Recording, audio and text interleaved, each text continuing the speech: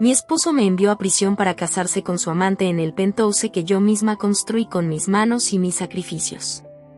Mi hermosa familia, qué alegría tan inmensa me da saludarlos en este nuevo día. Que la paz que sobrepasa todo entendimiento inunde cada rincón de sus hogares y que la luz de la verdad ilumine sus senderos hoy y siempre. Me dirijo especialmente a ti, mujer valiente, mujer de fe, que quizás hoy te sientes pisoteada por aquel que juró protegerte.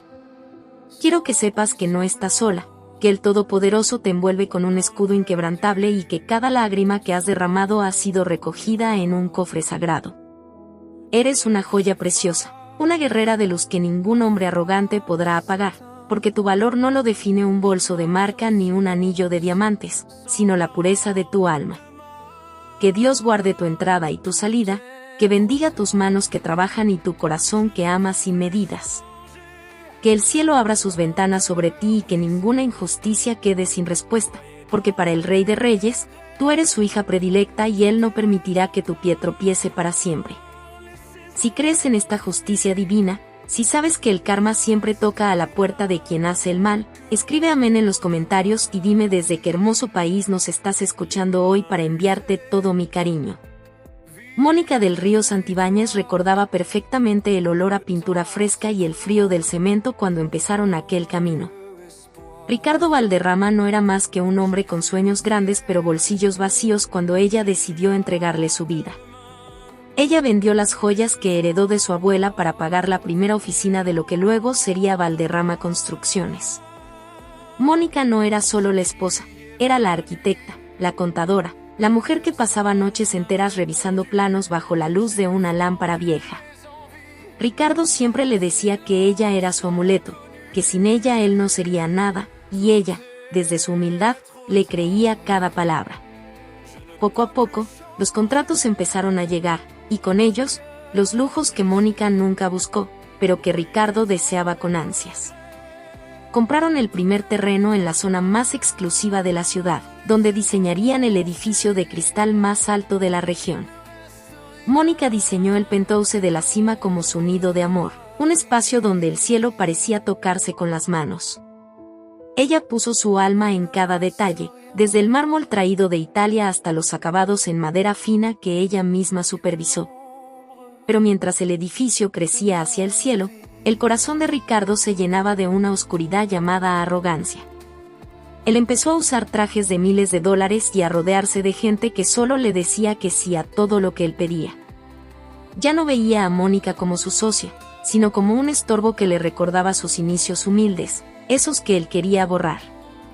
Ricardo comenzó a llegar tarde, a oler a perfumes extraños y a esconder su teléfono cada vez que ella entraba en la habitación. Mónica sentía en su pecho esa corazonada que nunca falla, pero se decía a sí misma que eran imaginaciones por el cansancio. Nunca pudo imaginar que el hombre por el que ella lo había dado todo, estaba tejiendo una red para atraparla y destruirla. La ambición de Ricardo no conocía límites y ya no quería compartir el éxito con la mujer que lo hizo posible. Él quería la gloria total, quería el penthouse para él solo y para la nueva mujer que alimentaba su ego de hombre poderoso. Mónica seguía trabajando en los balances contables, sin saber que Ricardo estaba desviando fondos a una cuenta a su nombre. Él estaba falsificando su firma en documentos que la incriminaban en un desvío millonario de fondos de los inversionistas. Era un plan maestro, calculado con la frialdad de quien nunca tuvo corazón, diseñado para que ella no tuviera escapatoria alguna. El día que la policía llegó a la mansión, Mónica del Río Santibáñez estaba preparando el desayuno para su hijo menor. Los uniformados entraron con una orden de aprehensión por fraude fiscal y lavado de activos, ante la mirada atónita de la mujer. Ricardo, fingiendo una sorpresa magistral, se llevó las manos a la cabeza y comenzó a actuar como el esposo traicionado. Mónica, ¿cómo pudiste hacernos esto?, gritaba él frente a los oficiales, asegurándose de que el drama fuera creíble. Ella intentó explicar que no sabía de qué hablaban, que ella solo revisaba los planos, pero las pruebas decían lo contrario. Su firma estaba en cada cheque, en cada transferencia ilegal, en cada documento que el juez consideraría irrefutable. Mónica fue esposada frente a sus vecinos, quienes murmuraban sobre cómo la riqueza a veces corrompe a las personas.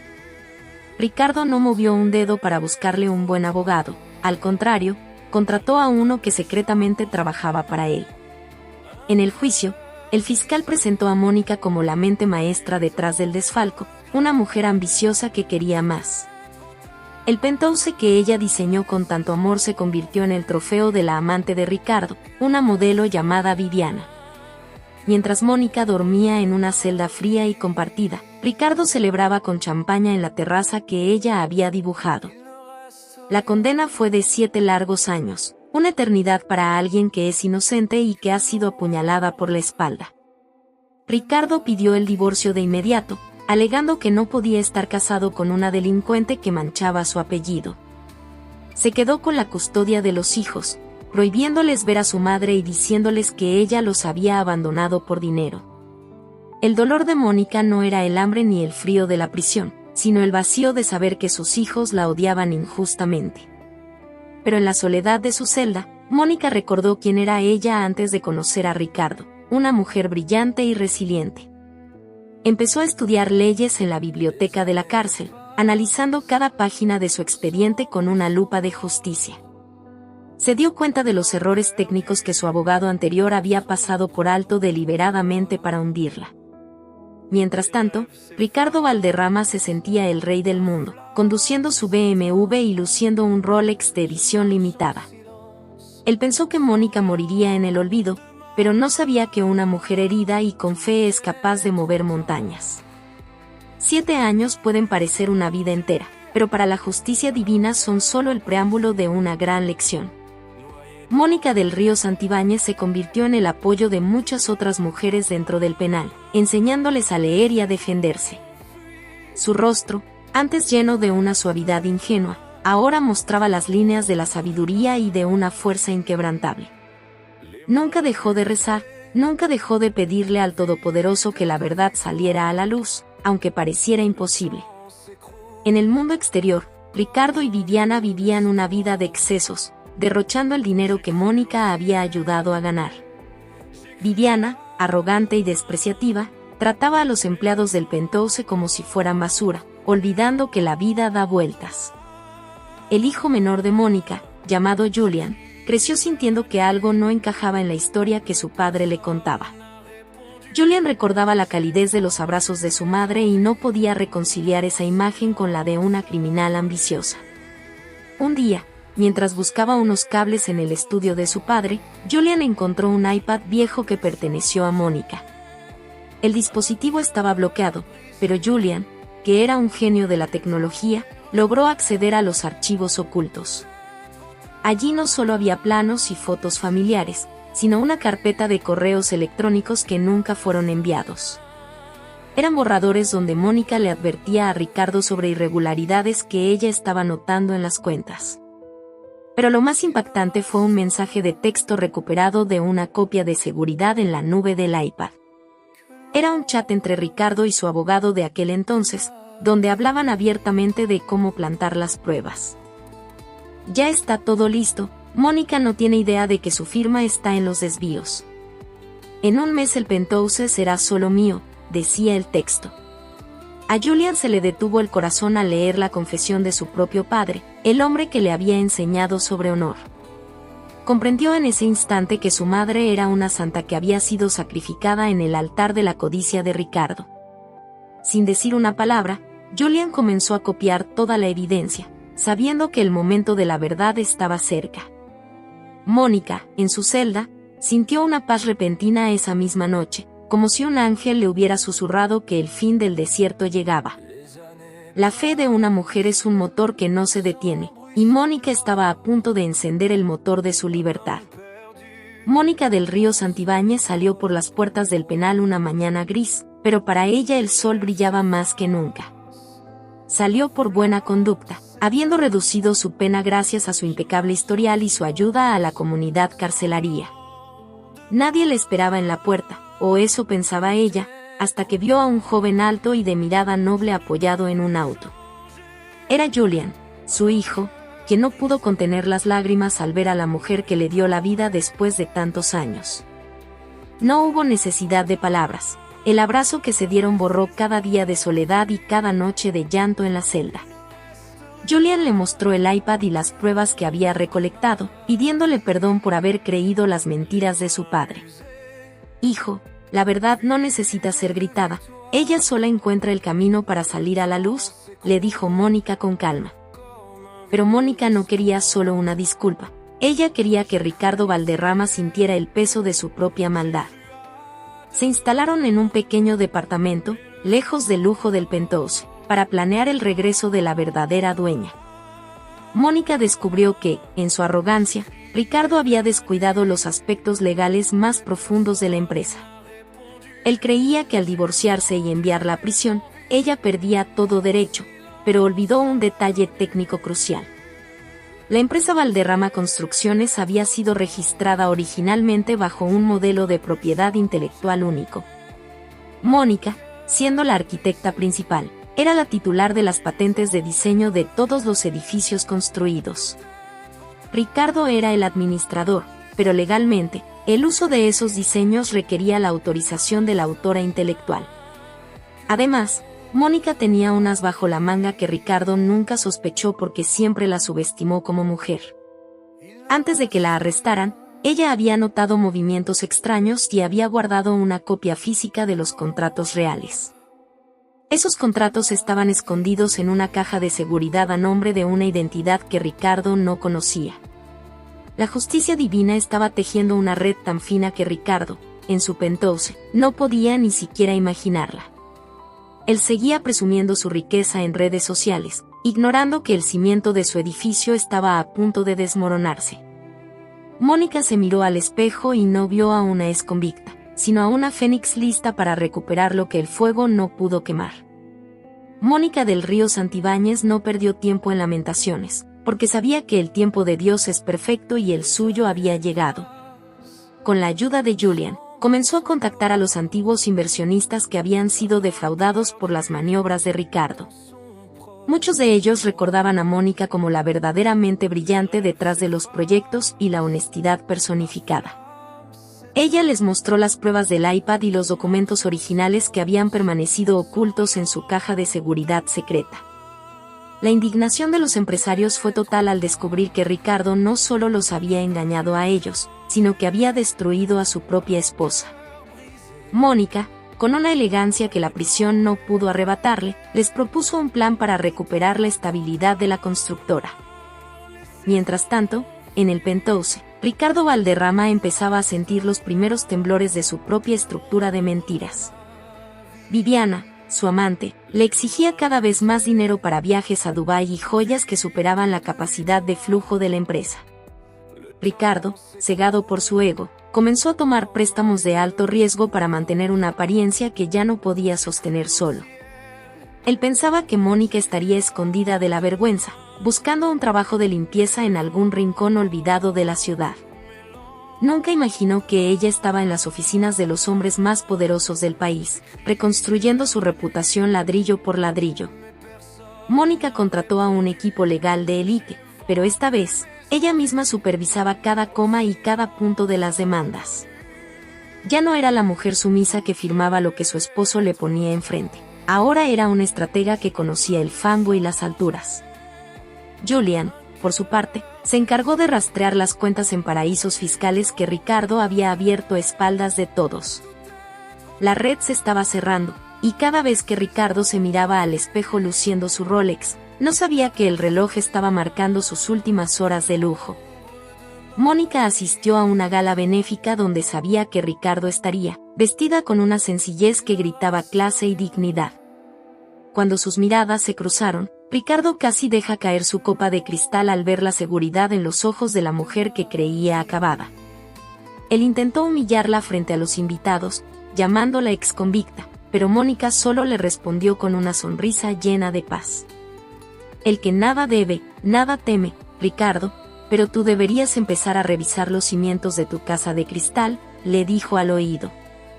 Esa noche, Ricardo no pudo dormir, sintiendo por primera vez que el fantasma de su pasado tenía más poder que todo su dinero. La mañana siguiente, Ricardo Valderrama recibió una notificación que le heló la sangre. Una auditoría forense total de la constructora. Los inversionistas mayoritarios habían votado para suspender sus funciones como director ejecutivo mientras se investigaban nuevas pruebas. Él gritó, pateó los muebles de su oficina de caoba y amenazó con demandas, pero se encontró con una pared de rostros serios y decididos. Mónica del Río Santibáñez entró en la sala de juntas, no como una invitada, sino como la mayoritaria por derecho de propiedad intelectual. Ella presentó el registro de patentes que demostraba que cada diseño de los últimos 10 años le pertenecía legalmente solo a ella. Ricardo, has usado mis creaciones sin pagar ni un solo centavo de regalías, y el contrato de la empresa dice que eso es causal de rescisión, sentenció. Viviana, al enterarse de que las cuentas de Ricardo habían sido congeladas, mostró su verdadera cara de inmediato en el penthouse. Ya no había mi amor ni mi rey, solo había gritos reclamando por las tarjetas de crédito rechazadas en las tiendas de marca. La amante, que solo amaba el oro, empezó a empacar sus maletas con todo lo que podía llevarse antes de que llegara el embargo. Ricardo se vio solo en el penthouse que Mónica diseñó, rodeado de lujos que ya no le pertenecían y de un silencio aterrador. Él intentó buscar a su abogado corrupto, pero este ya se había dado a la fuga al saber que la fiscalía estaba tras sus pasos. La justicia divina no se queda con nada de nadie, y Ricardo estaba empezando a pagar la factura de cada lágrima que Mónica derramó. Julian apareció en la puerta del penthouse, no para ayudarlo, sino para entregarle la citación judicial por falsificación de documentos. ¿Tú también, hijo?, preguntó Ricardo con la voz quebrada, tratando de manipular el corazón del joven con falsa lástima. Yo no te traicioné, papá, tú te traicionaste a ti mismo cuando destruiste a la única persona que te amó de verdad, respondió Julian. Mónica, desde su oficina temporal, rezaba por la justicia, pero también por la fortaleza de sus hijos ante la caída de su padre. Ella no sentía alegría por el dolor de Ricardo, pero sentía una profunda satisfacción por la reivindicación de su propio nombre. La noticia del fraude de Ricardo Valderrama se filtró a la prensa, y el hombre que antes salía en las portadas como exitoso, ahora era un prófugo moral.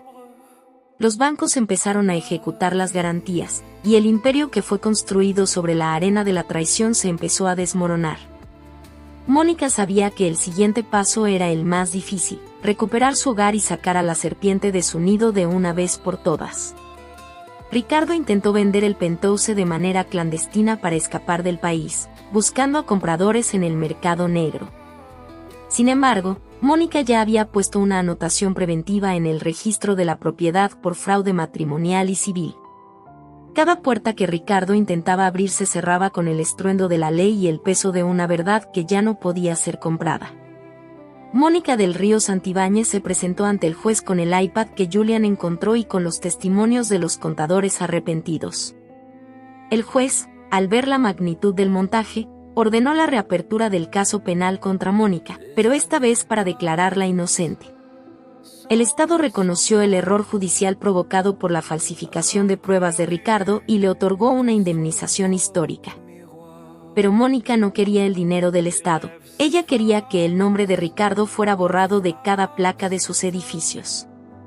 La justicia divina es tan perfecta que puso a Ricardo en la misma situación que él le causó a su esposa 7 años atrás. Él fue arrestado en el aeropuerto, tratando de huir con una identidad falsa y con los pocos diamantes que logró quitarle a Viviana. Las esposas se cerraron sobre sus muñecas en medio de la terminal, frente a las cámaras de los viajeros que lo reconocieron de inmediato. Viviana, al verlo caer, simplemente se alejó entre la multitud, buscando a su próxima víctima con la frialdad de quien no tiene alma.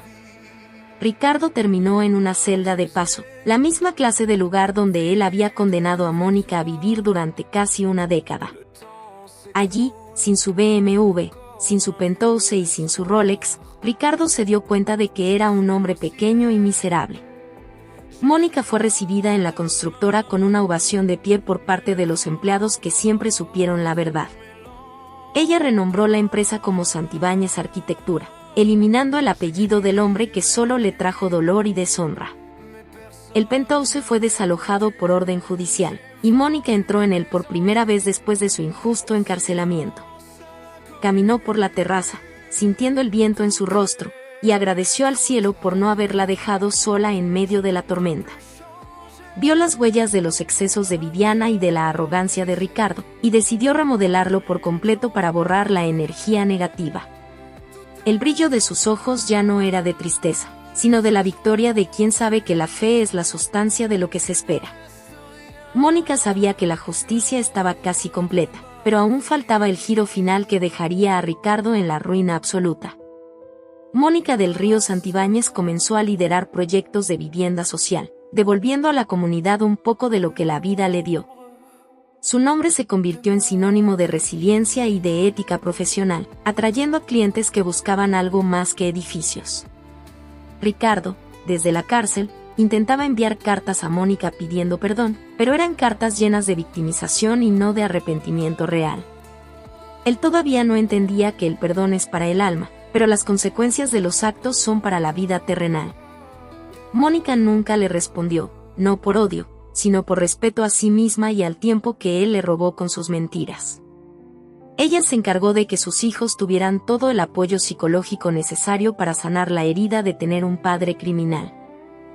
Julian se convirtió en su mano derecha, manejando la ciberseguridad de la empresa y asegurándose de que nadie volviera a engañarlos. El penthouse de cristal volvió a ser un lugar de paz, de oraciones y de reuniones familiares donde se celebraba la verdad. Mónica invitó a las mujeres con las que compartió celda a trabajar en la empresa en áreas de mantenimiento y administración. Ella les dio la oportunidad que el mundo les negaba, demostrando que después de la prisión hay una vida digna si se tiene apoyo. El legado de Mónica del Río Santibáñez crecía mientras la sombra de Ricardo Valderrama se desvanecía en el olvido de un penal estatal. Los medios de comunicación querían entrevistas exclusivas, pero Mónica solo aceptaba hablar sobre justicia social y fe. No es casualidad que hoy esté aquí, es la mano de Dios que endereza lo que el hombre tuerce, decía ella en cada oportunidad. La constructora Santibáñez ganó el Premio Nacional de Arquitectura, y Mónica dedicó el premio a todas las mujeres invisibles. Aquellas que construyen hogares y empresas desde las sombras mientras otros se llevan el crédito y las glorias ajenas. Ricardo veía las noticias desde un pequeño televisor en la prisión, masticando la amargura de saber que lo perdió todo por ambicioso. Él, que despreció a la mujer que lo ayudó a crecer, ahora no tenía a nadie que fuera a visitarlo los domingos de visita. Su nombre fue quitado de todos los registros, y su historia quedó como una moraleja de lo que sucede cuando se traiciona al amor. Mónica estaba lista para el acto final, un movimiento legal que terminaría de sellar el destino de Ricardo para siempre. La Phoenix ya no solo volaba, ahora era la dueña del cielo que alguna vez soñó bajo la luz de aquella lámpara vieja. Mónica del Río Santibáñez descubrió que Ricardo había ocultado una última cuenta con fondos que pertenecían a la herencia de sus hijos. Él planeaba usar ese dinero para pagar a guardias corruptos y buscar una reducción de pena o una fuga planificada. Mónica, con la precisión de una cirujana, presentó la denuncia y logró que ese último capital fuera transferido a un fideicomiso educativo. Ricardo se quedó sin un solo peso para su defensa legal, teniendo que conformarse con un defensor público que apenas lo escuchaba. Su arrogancia se convirtió en desesperación, y su mirada altiva se transformó en una de derrota absoluta y permanente. El penthouse de cristal brillaba más que nunca, pero ya no por el lujo, sino por la luz de la justicia que habitaba en él. Mónica organizó una cena para celebrar la vida, donde Julian y sus otros hijos pudieron sentir por fin el orgullo de su apellido materno. Ella les enseñó que el poder no reside en lo que se tiene, sino en quién se es cuando no se tiene absolutamente nada. Ricardo Valderrama fue sentenciado a 15 años adicionales por fraude continuado y falsedad en documento público. Pasaría el resto de sus años de madurez tras las rejas, viendo cómo el mundo avanzaba sin él y cómo su nombre era olvidado. Mónica del Río Santibáñez cerró el capítulo de su pasado con una oración de gratitud, perdonando a Ricardo en su corazón para ser libre. Pero el perdón no significaba impunidad, y ella se aseguró de que la ley se cumpliera hasta el último milímetro de la sentencia. La mujer que una vez fue enviada a prisión injustamente, ahora era la voz de los que no tienen voz en el sistema judicial.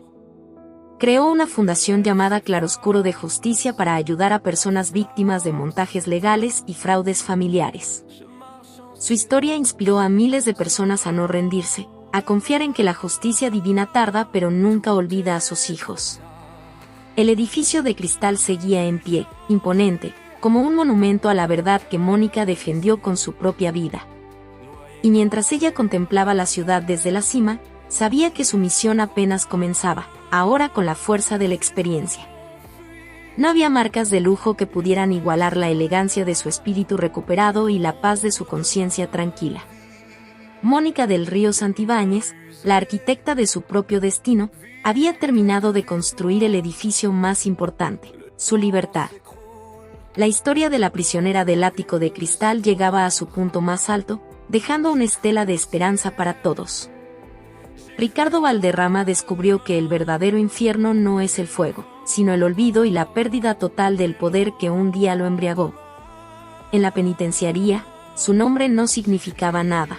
Allí no era el magnate del BMW, sino el recluso número 405 en un uniforme naranja. Intentó sobornar a los custodios con promesas de pagos futuros, pero todos sabían que Mónica había blindado cada cuenta y cada activo. Sus antiguos amigos, aquellos que brindaban con su champaña en el penthouse, ahora fingían no conocerlo cuando escuchaban su nombre. Mónica del Río Santibáñez, mientras tanto, seguía adelante con la reconstrucción de la constructora, dándole un enfoque humano y ético. Ella no buscaba el lujo por el lujo, sino la excelencia que nace de un corazón que ha sido probado en el fuego de la injusticia. Ricardo recibía noticias de los éxitos de Mónica a través de periódicos viejos que circulaban por los pasillos de la prisión estatal. Cada vez que veía la foto de su exesposa sonriendo al inaugurar un nuevo complejo de viviendas, sentía un puñal de envidia en el pecho. Él todavía no comprendía que su caída no fue obra de Mónica, sino el resultado natural de haber sembrado vientos de traición. Viviana, su antigua amante, fue vista en una revista de chismes en el extranjero, comprometida con otro hombre de negocios mayor que ella. Ricardo se dio cuenta de que nunca fue amado por lo que era, sino por lo que tenía, y ahora que no tenía nada, era invisible. La soledad se convirtió en su única compañera de celda, una sombra que le recordaba cada noche el rostro de sus hijos alejándose. Mónica se encargó de que sus hijos recibieran una educación basada en el trabajo duro y la humildad, lejos de la arrogancia de su padre. Julian se convirtió en un líder natural, admirado por su integridad y por la lealtad que demostró hacia su madre en el momento más oscuro. La constructora Santibáñez comenzó a expandirse a nivel internacional, llevando el sello de la resiliencia y la verdad a otras fronteras. Mónica decidió que el 10% de todas las ganancias de la empresa se destinaría a becas para hijos de mujeres encarceladas. Ella sabía que el ciclo de la pobreza y la delincuencia solo se rompe con educación y con manos extendidas que no juzguen.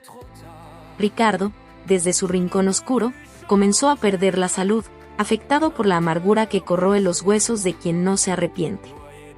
Él seguía culpando al destino, al juez, a sus abogados y a Mónica, sin mirar nunca el espejo de sus propias decisiones erróneas. La justicia divina estaba terminando de pulir el diamante en Mónica, mientras el carbón en el corazón de Ricardo se desmoronaba.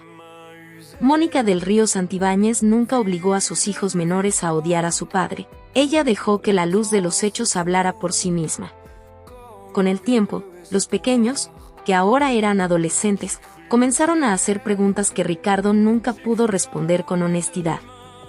Ellos vieron cómo su madre, después de salir de la prisión, no guardaba rencor, sino que trabajaba incansablemente por el bien de otros. Vieron cómo ella los abrazaba con una ternura que nunca sintieron en los años en que vivieron bajo la frialdad de Ricardo y Viviana. La hija mayor, Sofía, quien inicialmente había sido manipulada por Ricardo, regresó a casa pidiendo perdón entre lágrimas de arrepentimiento. «Mamá, me dijeron que eras una criminal, pero ahora veo que el único crimen fue lo que él te hizo a ti», confesó Sofía sollozando. Mónica la recibió con los brazos abiertos, porque una madre de fe sabe que el perdón es el puente más hermoso hacia la reconciliación. La familia se volvió a unir, pero esta vez con una base de roca sólida, sin los secretos ni las apariencias que Ricardo imponía. El penthouse se llenó de risas juveniles, de música suave y del aroma de la comida casera que Mónica amaba preparar para los suyos. Ricardo, al enterarse de que sus hijos ahora vivían plenamente con Mónica, intentó llamarlos por cobrar desde el teléfono del penal. Pero los jóvenes, por decisión propia, prefirieron mantener la distancia hasta que su padre demostrara un cambio real de corazón. Ellos no querían el dinero de los fideicomisos, querían la paz que su madre les brindaba cada día con su ejemplo de vida íntegra. Julian comenzó a trabajar en el departamento de diseño, demostrando que había heredado el talento de Mónica para crear espacios bellos. Mónica veía en sus hijos el fruto de su resistencia y se sentía la mujer más rica del mundo, mucho más que cuando tenía los lujos vacíos.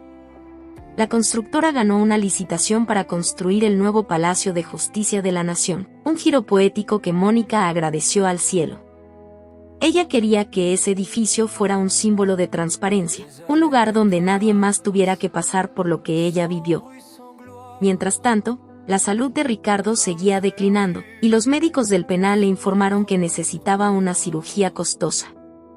Él, que una vez tuvo millones, ahora dependía de la asistencia pública de la prisión porque no le quedaba ni un solo centavo propio. Pidió ayuda a sus hermanos y familiares, pero todos le dieron la espalda, recordando cómo él los humilló cuando estaba en la cima. El hombre que despreció la ayuda de una mujer buena, ahora se encontraba suplicando por la atención de extraños que no lo querían. La vida de Ricardo Valderrama se convirtió en una serie de días grises y monótonos, lejos del glamour de las galas y los eventos de lujo. Él recordaba con dolor cómo se burlaba de la gente humilde, cómo miraba por encima del hombro a quienes no vestían marcas europeas. Ahora, sus pertenencias cabían en una pequeña caja de cartón debajo de su litera de metal en una celda compartida con extraños. Mónica del Río Santibáñez, por el contrario, fue invitada a dar conferencias en universidades sobre ética empresarial y superación personal. Su historia se volvió viral en las redes sociales, pero no por el chisme, sino por el mensaje de esperanza que transmitía a las mujeres. No permitan que nadie les diga que no valen nada sin un hombre a su lado, ustedes son las arquitectas de su propia alma, decía. Sus palabras resonaban en los corazones de miles de seguidoras que veían en ella un ejemplo de que se puede resurgir de las cenizas. Ricardo escuchaba su voz en la radio de un compañero de celda y cerraba los ojos, sintiendo el peso de la oportunidad desperdiciada. Él pudo haber tenido una vida de amor y éxito compartido, pero eligió la traición y la soledad disfrazada de poder absoluto. La empresa de Mónica comenzó a colaborar con organizaciones internacionales para reconstruir zonas afectadas por desastres naturales. Mónica viajaba a los lugares más humildes, usando sus manos para ayudar a levantar muros y para abrazar a quienes lo habían perdido todo. Ya no le importaba ensuciarse el vestido de barro, porque entendía que la verdadera elegancia está en el servicio a los demás. En una de esas misiones, conoció a un hombre de gran corazón, un médico voluntario que valoraba su espíritu antes que su fortuna. Aunque Mónica no buscaba una relación, el destino le mostró que siempre hay espacio para un amor nuevo y saludable tras la tormenta. Ricardo, al enterarse por los guardias de que Mónica podría estar rehaciendo su vida amorosa, estalló en una furia impotente y estéril. Su ego seguía queriendo poseer lo que él mismo había desechado y maltratado con una crueldad que no tenía nombre ni excusa. Intentó escribir una carta de despecho a los periódicos, pero nadie quiso publicar las palabras de un hombre condenado por fraude. La justicia divina es tan precisa que le quitó la voz a quien la usó para mentir y para hundir a la mujer que le dio todo. Mónica seguía brillando, no por los diamantes, sino por la paz interna que se reflejaba en cada uno de sus actos cotidianos.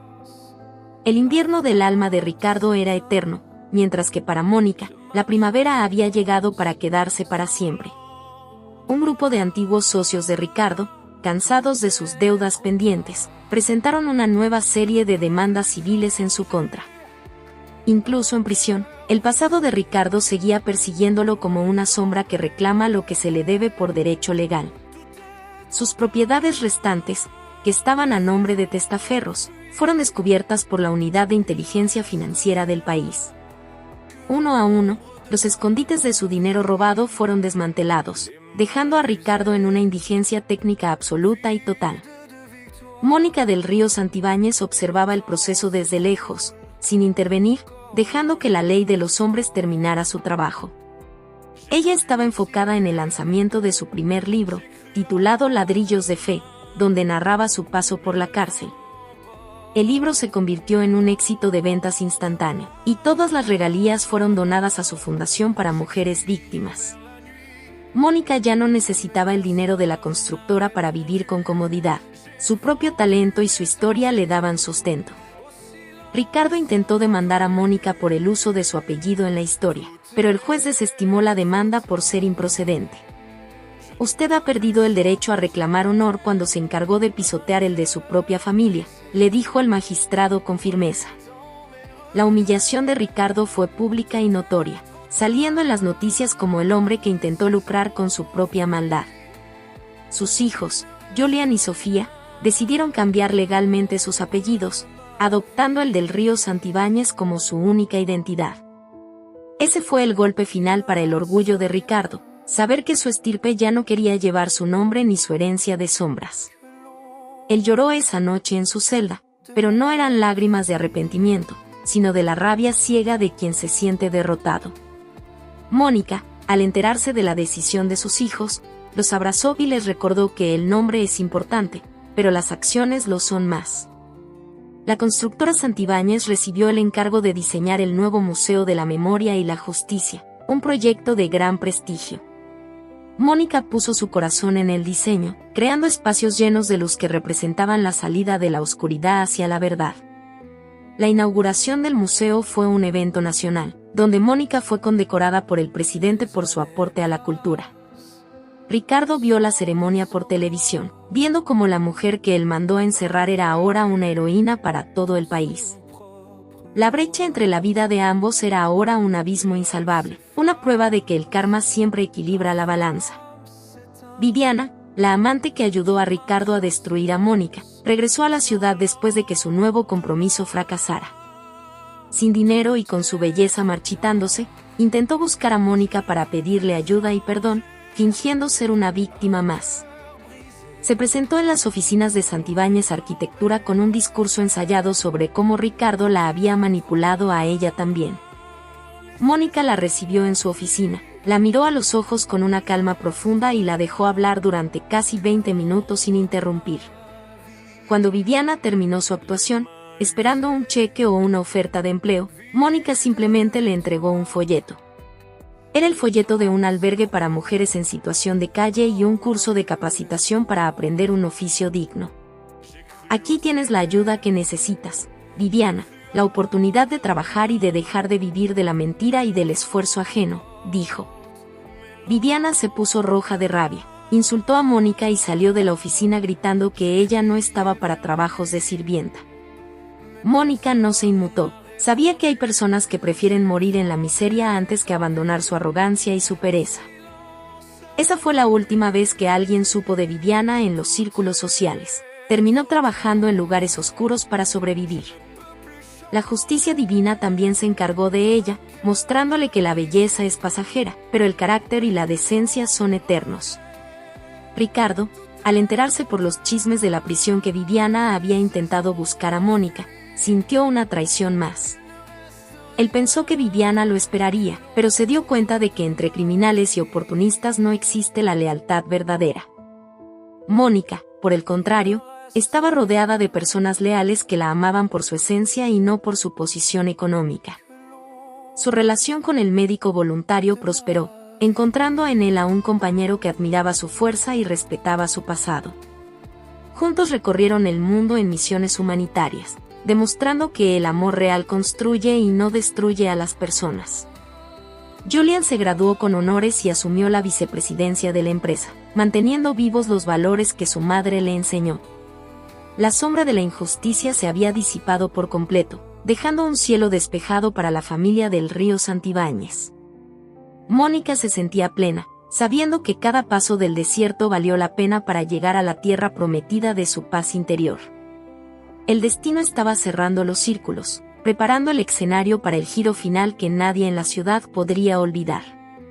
El abogado corrupto que ayudó a Ricardo, sintiendo que su vida llegaba a su fin por una enfermedad terminal, decidió hablar. Desde su habitación en un hospital bajo custodia policial, envió un video a la fiscalía confesando todos los crímenes de Ricardo. Detalló cómo fabricaron las pruebas, cómo compraron testigos y cómo Ricardo se reía de Mónica mientras ella lloraba en el juicio. La confesión fue tan detallada y cruda que el país entero volvió a conmocionarse con la crueldad del magnate caído. Este testimonio fue el clavo final en el ataúd legal de Ricardo Valderrama, eliminando cualquier posibilidad de una libertad condicional. Mónica no se sorprendió.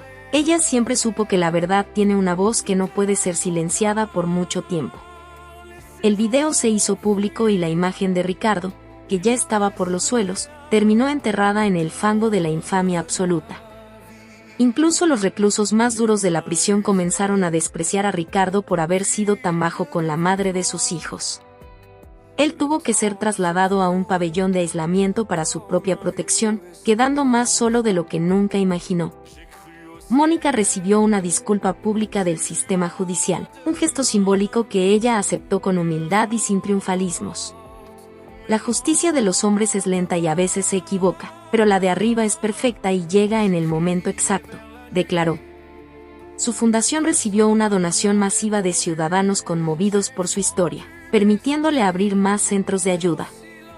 Mónica ya no era solo una arquitecta exitosa, era un símbolo nacional de la lucha por la verdad y la dignidad femenina. Ricardo, en su celda de aislamiento, comenzó a hablar solo, repasando sus planos y sus edificios como si todavía fuera el dueño. La locura de la ambición empezó a nublar su mente, atrapándolo en un laberinto de recuerdos de una gloria que él mismo destruyó. Sus hijos decidieron enviarle una última carta, no para visitarlo, sino para decirle que lo perdonaban para ellos poder vivir en paz. Ricardo leyó la carta y, por primera vez en su vida, sintió un asomo de remordimiento que le estrujó el pecho con fuerza. Pero ya era tarde para recuperar el tiempo perdido. Las semillas que plantó habían dado un fruto amargo que ahora debía comer solo. Mónica seguía sembrando flores en su jardín, tanto en el físico de su penthouse como en el espiritual de su corazón renovado. La balanza estaba equilibrada, y el universo se preparaba para el acto final de esta obra de justicia divina y terrenal. Mónica del Río Santibáñez fue nombrada Mujer del Año, un reconocimiento que aceptó con el rostro en alto y el alma limpia. En su discurso, no mencionó a Ricardo por su nombre, sino que habló de cómo las sombras nos enseñan a valorar la luz. A veces el penthouse más lujoso es una prisión si no hay amor, y la celda más fría es un palacio si hay paz en la conciencia, dijo. La constructora Santibáñez inauguró el complejo Justicia y Paz, un proyecto de viviendas sustentables para familias de bajos recursos. Mónica misma entregó las llaves a la primera familia, una madre soltera que lloraba de emoción al ver su nuevo hogar digno. Ese momento valía para Mónica más que cualquier contrato de millones con grandes corporaciones o magnates extranjeros. Ricardo, mientras tanto, veía desde su celda cómo sus antiguos edificios cambiaban de nombre y de administración uno por uno. Él ya no era el dueño de nada, ni siquiera de su propio prestigio, que se había evaporado como el humo de un cigarro caro. Intentó escribir sus memorias para ganar algo de dinero, pero ninguna editorial quiso asociar su marca con un nombre tan despreciable. Sus manos, que una vez sostuvieron plumas de oro para firmar contratos, ahora estaban ásperas por el trabajo rudo de la prisión.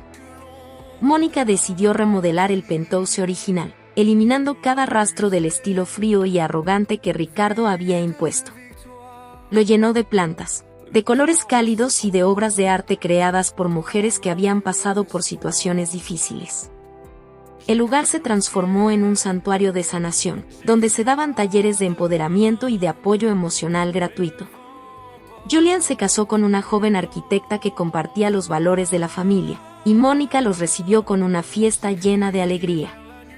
Ricardo se enteró de la boda por una foto en un periódico que alguien dejó olvidado en el patio de ejercicios del penal. Vio a su hijo feliz, radiante, al lado de una mujer maravillosa y de una madre que parecía haber rejuvenecido 10 años. Él no fue invitado, ni siquiera mencionado en los brindis, siendo un fantasma que ya no asustaba a nadie en esa familia de luz.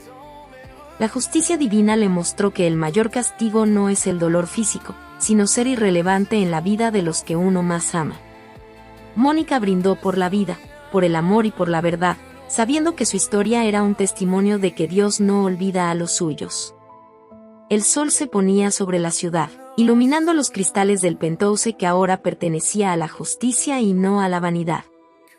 Llegó el día en que la última propiedad de Ricardo Valderrama fue rematada en una subasta pública para pagar sus deudas legales.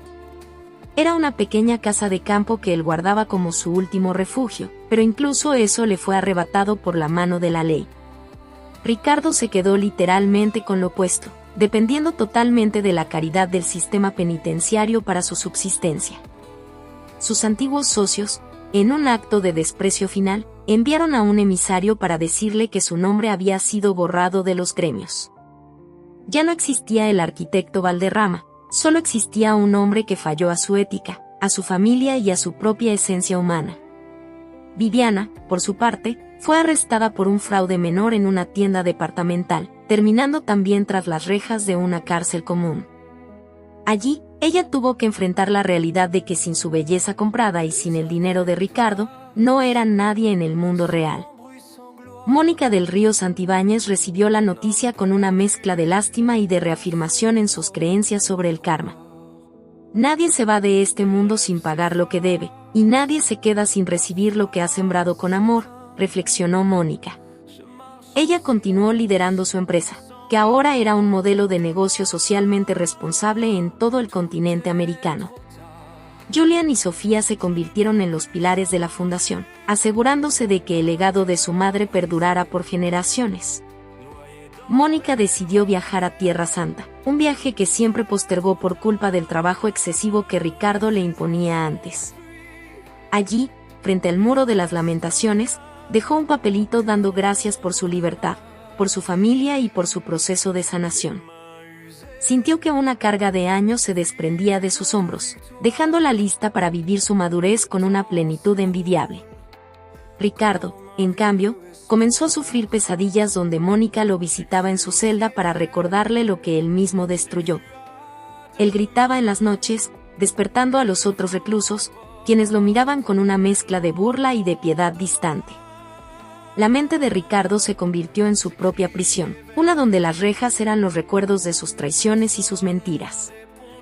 Ya no había penthouse, ya no había BMW, ya no había Rolex, solo quedaba el eco de su propia voz en una habitación de concreto. La justicia divina había completado el círculo, dejando al villano en la miseria más absoluta, la miseria del alma sin esperanza. Mónica regresó de su viaje con una luz renovada, lista para seguir construyendo no solo edificios, sino también esperanzas. Mónica del Río Santibáñez fue invitada a ser la oradora principal en la graduación de la Facultad de Arquitectura de su antigua universidad. Frente a cientos de jóvenes llenos de sueños, ella no habló de técnicas de construcción, sino de la importancia de los cimientos morales. Un edificio sin cimientos sólidos se cae con el primer temblor, igual que una vida sin valores se derrumba ante la primera tentación, dijo. Los estudiantes le escuchaban en un silencio sepulcral, conmovidos por la autoridad que emana de alguien que ha vivido lo que predica. Al terminar, la ovación duró varios minutos, y muchos jóvenes se acercaron para decirle que ella era su modelo a seguir en la vida. Mónica se sintió profundamente honrada, entendiendo que su propósito era mucho más grande que simplemente diseñar estructuras de cristal. Mientras tanto, la constructora Santibáñez fue seleccionada para restaurar el centro histórico de la ciudad, un proyecto de gran valor social. Mónica caminaba por las calles antiguas, supervisando las obras con una sonrisa, saludando a los trabajadores por su nombre propio.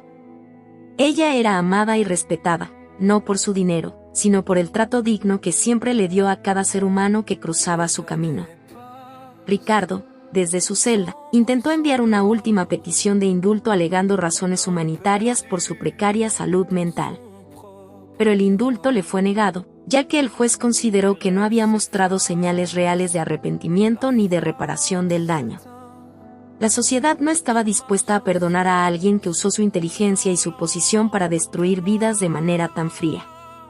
Ricardo se dio cuenta de que moriría en la prisión, lejos de los lujos que una vez fueron su único Dios y su mayor obsesión.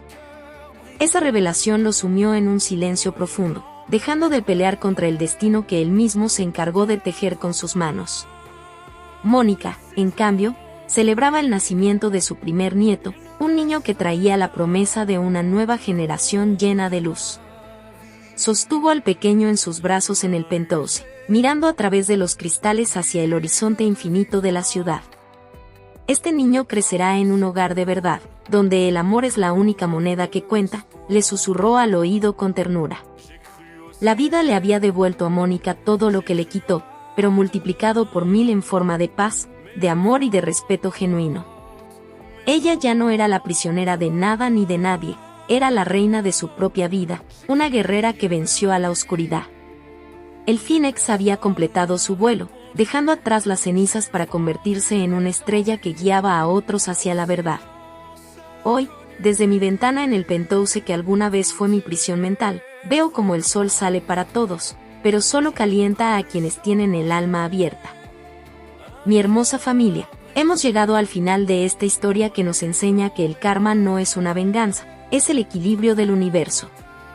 Ricardo Valderrama terminó sus días en un hospital de la prisión, solo, sin que nadie reclamara sus cenizas cuando finalmente su corazón se detuvo por la amargura.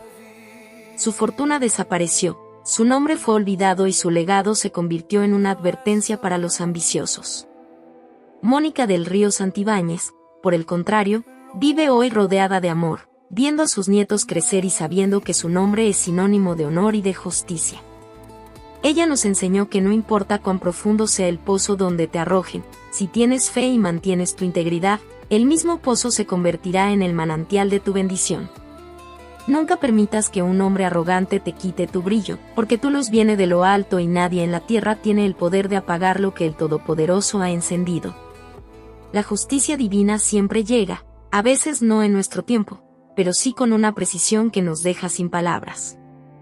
Que el Creador las guarde en el hueco de su mano, que sus hogares sean fortalezas de paz y que nunca les falte el pan de la verdad en su mesa.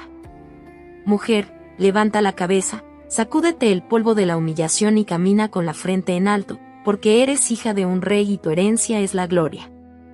Que las bendiciones del cielo caigan sobre ti como lluvia fresca, sanando tus heridas y renovando tus fuerzas para seguir construyendo tus sueños. Recuerda que no es casualidad que estés escuchando esto hoy, es una señal de que tu victoria está más cerca de lo que imaginas. Los amo con todo mi corazón y los espero en nuestra próxima historia de justicia y redención. Que el Todopoderoso te envuelva con su luz inquebrantable hoy, mañana y siempre. Amén.